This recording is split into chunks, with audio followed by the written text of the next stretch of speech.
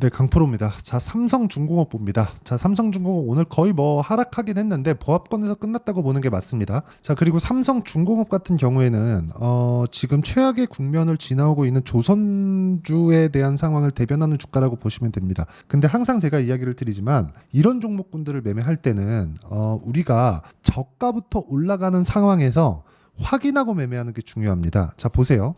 주식 시장에서 주가의 움직임은 최악의 상황을 먼저 반영한 이후에, 그쵸, 주가가 반등하기 시작합니다. 근데 현실을 따지잖아요. 그쵸? 주가가 아니라 현실. 현실은 주가가 올라갈 때 실적이 계속해서 안 좋게 나오는 경우가 있어요. 근데 업황 자체가 완전히 망가지잖아요. 그러면 삼성중공업과 같은 일이 생깁니다. 어느 정도까지의 일이 생겼느냐? 연간 실적을 보면 여기 19년도에 6천억 적자, 20년도에 1조 원 적자, 21년도에 1조 3천억 적자, 22년도에 8,500억 적자, 23년도에는 이제 영업이익 기준에서 흑자 전환에 성공을 했습니다. 근데 여기서 더 주목해야 될 점은 매출의 증가가 있어 왔다는 겁니다. 그렇죠? 여기서 보면 19년도 이후에 그냥 추세상 떨어지고 있었죠. 한 4년 정도의 기간 동안. 이거 더 늘리면 아마 하락폭이 더 커요. 근데 일단 여기 키움증권 HTS에서 제공하는 건 5년치가 최고입니다. 제공하는 게. 그래서 이렇게 수치로 볼 수 있는 건 5년 정도를 보는 거니까 이 정도만 보더라도 충분합니다. 어느 정도까지 이 업황이 나빴었는지. 그렇죠? 근데 이게 반등을 모색하는 그런 구간, 23년에 뭐가 나왔어요? 흑자 전환이 된 겁니다. 그런데 자, 주가는 어떻게 됐느냐? 23년도 그쵸? 1월 달에 4,790원 저가를 찍고 쭉 올라와서 9,470원까지 올랐습니다. 그게 작년 8월이에요. 이미 1년 가까이 지난 시점이 됐죠. 한 10달 지났으니까. 근데 그 가격대를 가장 먼저 돌파한 게 조선주 중에서 삼성중공업입니다. 자, 그러면 최근에 HD 현대마린솔루션 있죠. 여기서 상장을 했는데 그러면서 어떤 일이 발생했냐면 상당히 흥행을 했습니다. 그러면 조선주에 대한 업황의 턴어라운드는 이미 나왔다고 보시면 되고요. 그리고 상장 기대감으로 인해서 현대중공업, 그렇죠? 현대중공업 같은 경우에는 어때요? 상승 구간이 있었죠. 근데 그 구간에 삼성중공업은 완만한 움직임을 보였습니다. 근데 여기서 이걸 보셔야 돼요.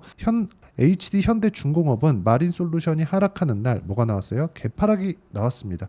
이유가 있겠지만 그것보다 마린솔루션에 대한 영향이 더 큽니다. 수급이 주가를 만들어 가니까. 그러면 그때 현대중공업이 대장이었으면 뭐가 나와야 돼요? 삼성중공업도 안 좋은 움직임이 나와야 되는데 나왔나요? 안 나왔죠. 물론 고가 찍고 10,000원에서 큰 폭으로 시세를 만들어내지 못하고 떨어지고 있는 것은 사실이다. 그런데 이런 구간이 매물을 소화해야 되는 아주 장기간 하락을 했습니다. 여기 보시면요. 삼성중공업을 보면 알 수 있는데 삼성중공업 월봉으로 보겠습니다. 여기 보시면 이런 상황이에요. 그렇죠? 2013년에 고가를 찍고 나서 쭉 빠진 거죠. 엄밀히 따지면 07년도에 고가를 찍고 쭉 빠진 겁니다. 그러면서 고가를 장기간 낮춰오는 그런 상황이 있었고요. 이쪽 2013년부터는 뭐가 나왔어요? 완전히 그냥 업황 자체가 박살이 난 겁니다. 그러면 우리가 이거를 뒤집어서 생각을 해봅시다. 배를 제일 잘 만드는 기업은 한국에 3개나 몰려 있었죠. 근데 한국이 적자 규모가 어마어마해요. 그럼 경쟁사들은 어떨까요? 반도체 슈퍼사이클이라는 이야기가 있었죠. 지금은 없죠. 전부 다 그 교통정리가 됐으니까 하이닉스하고 삼성전자가 이겼고 거기서 교통정리를 했죠. 폭발적으로 증가하는 구간이 아니라 폭발적으로 증가하는 고점을 잡으려는 게 아니라 폭발적으로 증가하는 시작점 때부터 우리는 매도 생각을 하면 됩니다. 근데 이제 실적이 어때요? 여기 자 보세요. 이제 실적이 개선되는 첫 번째 해라고 보시면 됩니다. 그렇죠? 2분기 실적은 더 늘어납니다. 즉 23년도부터는 실적에 대한 턴어라운드가 있었는데 여기 순이익 기준에서는 실적에 대한 턴어라운드가 아직까지 나오지 않았고 24년도에는 예상치가 잡힌 게 흑자 전환, 순이익까지 흑자 전환이 예정되어 있다. 이런 대규모 장치 산업 그리고 노동 집약적인 산업에서는요. 일정 부분 손익분기점을 넘어가는 그 구간부터 뭐가 나오겠습니까? 이익의 증가폭이 굉장히 커집니다. 삼성전자 같은 경우에도 마찬가지예요. 삼성전자도 특정한 그 반도체 가격이 넘어가잖아요. 그렇죠? 특정 반도체 가격을 넘어서게 되면 이게 이익의 증가폭이 정말 기하급수적으로 늘어납니다. 그래서 반도체 슈퍼사이클이라고 불리우던 뭐 2016, 2017, 2018년 특히나 2018년도에는 삼성전자에 대한 영업이익률 그쵸 거의 한 50%에 육박할 정도입니다. 삼성중공업도 마찬가지라는 거. 물론 삼성전자만큼 뭐 영업이익률 50% 찍을 거예요. 그렇게는 안 되겠지만 근데 오히려 그렇게 될 수도 있다고 조금 보여지는 게 경쟁사들이 이제 다 죽어서 없어요. 업황 자체가 완전 박살이 났으니까. 그래서 지금 약간 좀 더딘 움직임을 보이고 있잖아요. 삼성중공업 같은 경우에. 그렇죠? 여기 보시면 고가에서 약간 조금 그냥 올라갔으면 좋겠는데 자꾸 조정을 보입니다. 근데 이 보이는 구간에서 우리가 확인하는 구간을 우리가 알았을 때 정확하게 타점을 잡을 수 있다는 점. 그게 중요한 겁니다. 그리고 그 내용에 대한 부분을요. 제가 어떻게 매매를 해야 되는지 그 부분부터 이야기를 드리도록 할게요. 자, 내용 보시면 최근에 전기 관련주 굉장히 강하죠. 올라가는 구간에서 내가 꾸준하게 매매를 이어오고 있고요. 며칠 동안 거의 한 2주 정도의 기간 동안 25% 정도의 수익. 근데 언제 샀어요? 신고가 구간에. 이런 매매를 지속적으로 해야 된다. 전기 관련주를 하나 더 보겠습니다. 뭐 재령산업이나 이런 종목군들 보면 어때요? 올라가는 구간에 매매했을 때 35% 수익. 며칠 걸렸어요? 2, 3일밖에 안 걸렸죠. 즉 신고가 구간에 매매를 하는 게 답이라고 말씀을 드리는 거고요. 이 내용에 대한 부분은 제가 여기 소통방에서 모두 공유를 합니다. 자, 20일 같은 경우에 뭐 이구산업, 대한전선, 일진전기 이렇게 다 전기 관련주 매매가 됐죠. 아까 전에 전기 관련주 보셨죠? 전부 다 신고가 구간에서 거래가 되는 종목군들로만 제가 매매를 이어오고 있고요. 조선주도 마찬가지다. 조선주를 보는 이유가 왜겠습니까? 신고가 구간에 있기 때문이다. 내가 매매하는 과정에서 진짜 돈을 버는 그 주식 투자자들은 모두 다 신고가 매매를 하기 때문에 신고가 관련돼서 내가 어떻게 잡아야 될지 어떻게 매매를 이어가야 될지 그 내용에 대한 부분을 와서 배우시길 바라고요. 그리고 와서 배우면 나만의 수익 모델을 만들 수 있을 겁니다. 삼성중공업의 실시간 타점도 보면서 어떤 식으로 매매 진행하는지 와서 보시고 배우시면 되고요. 여기 소통방은 10억 만들기 프로젝트를 진행하고 있는데 다 무료로 진행하고 있으니까 구독과 좋아요 눌러주시고요. 상단에 있는 전화번호로 구독 또는 10억이라고 문자 보내주시면 제가 소통방 입장 링크를 순차적으로 공유를 해드리도록 하겠습니다. 자, 그럼 제가 어떤 식으로 매매를 하는지 그리고 그 내용에 대한 부분을 어떻게 이해해야 되는지 왜 신고가 종목을 매매하는지 그 내용에 대해서 이야기를 드렸죠. 그럼 이 내용을 그대로 갖고 가서 삼성중공업 봅니다. 왜 그래요? 신고가니까. 왜 보는지 알겠죠. 삼성중공업은 신고가 종목입니다. 근데 신고가를 만드는 건 왜 그래요? 앞으로 좋아질 부분을 가격이 먼저 반영하니까. 가격이 올라갔다는 건 앞으로 무언가 좋아질 만한 내용이 있다는 겁니다. 근데 그런 것들이 가시적인 성과로 나오고 있죠, 지금. 그렇죠. 해양 플랜트 1등은 삼성중공업입니다. 그리고 지금 해양 플랜트 시장이 많이 죽어 있었기 때문에 그리고 그 죽어 있었던 부분이 2010년을 넘어오면서 해양 플랜트의 저가 수주가 있어 왔고 그런 부분이 지금 장기간으로 봤을 때 적자 구조로 들어간 겁니다. 그렇죠? 그러면 이 구간에서 우리가 봐야 되는 건 뭐겠습니까? 다시 해양 플랜트 시대가 왔을 때 해양 플랜트 수주가 이루어지고 경쟁을 해야 되는데 그 경쟁사들이 장기간 침체, 그 한 10년 동안의 침체 구간을 겪어오다 보니까 다 죽어버린 거예요. 그리고 뭐가 있어요? 미국에서 누르고 있죠. 중국을. 그렇죠? 조선주도 그 조선업도 대항한다고 이야기가 나왔습니다. 그리고 지금 인플레이션은 최고치예요. 그렇죠? 그러면 후판 가격에 대한 인하도 충분히 나올 수 있는 그런 상황이기 때문에 이익률에 대한 증가도 나올 수밖에 없는 그런 상황에 있다는 겁니다. 그래서 신고가 구간에서 매매를 해야 되는 내용은 그렇죠? 이런 것 때문에 그렇습니다. 이런 부분보다 뭐가 먼저 나왔어요? 신고가부터 나왔죠. 그래서 신고가 매매를 주력으로 하고 있는 여기 소통방에 들어와서 어떻게 매매하는지 보시고요. 배우시면 되고 다 무료로 진행하고 있으니까 상단에 있는 전화번호로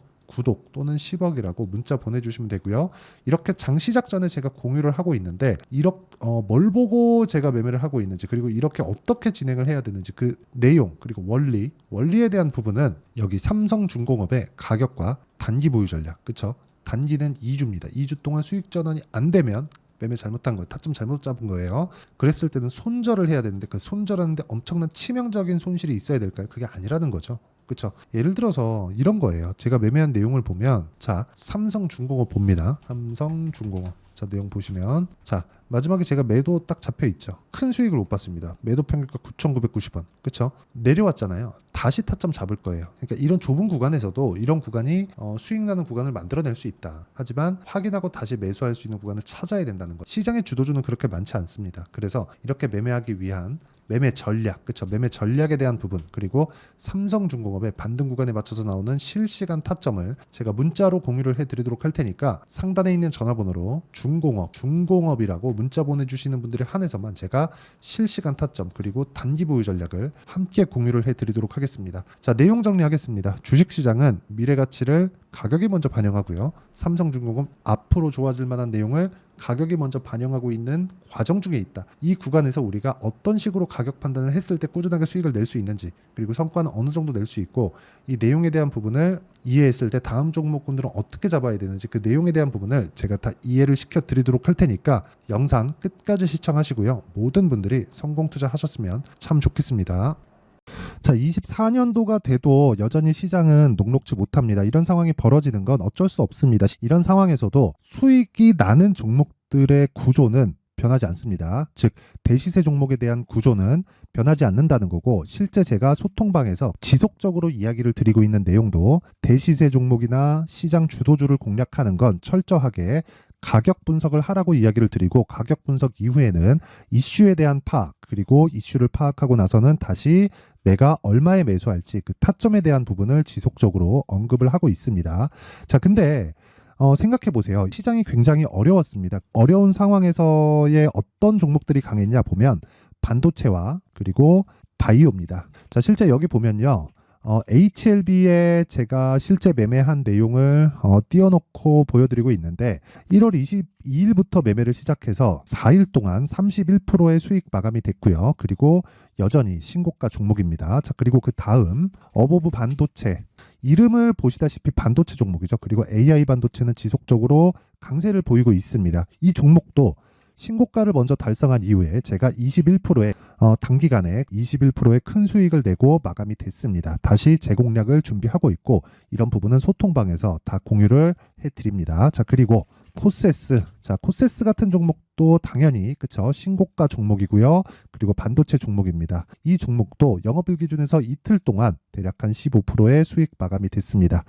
내용을 한번 보시면 어떻습니까? HLB를 포함해서 뭐 30%, 20%, 뭐 15% 이런 식의 수익이 지속적으로 발생하고 있는데, 이 세 종목 모두 다 신고가 종목이고 1월 달에 시장이 약세를 보이고 있는 구간에서도 강했었던 그런 종목입니다. 특징점이 하나 있는데 그 이슈에 앞서서 가격이 먼저 반영했다는 거죠. 그렇게 제가 가격을 먼저 보고 이슈에 대해서 파악하는 이유는 결과적으로는 큰 시세를 먹기 위한 사전 준비 작업입니다. 실제로 큰 시세를 먹기 위해서 사전 준비 작업을 했을 때 여기 레인보우 로보틱스 127% 그리고 ISC 98% 그리고 한미반도체 97%의 큰 수익을 내는 상황을 만들 수 있습니다. 어떤 식으로 소통방에서 진행됐는지, 그쵸? 그 상황을 제가 이야기를 드린 건데, 이런 상황도요, 당연히 신고가를 공략했을 때 가능한 겁니다. 자, 그러면 이번에도 마찬가지입니다. 그쵸? 정부 주도의 코리아 디스카운트 해소 방안이 2월 달에 발표를 하고요. 그리고 2월 달에 발표된 내용을 토대로 주가가 움직이는 게 아니라 이미 움직인 내용이 있죠. 실제 이 내용은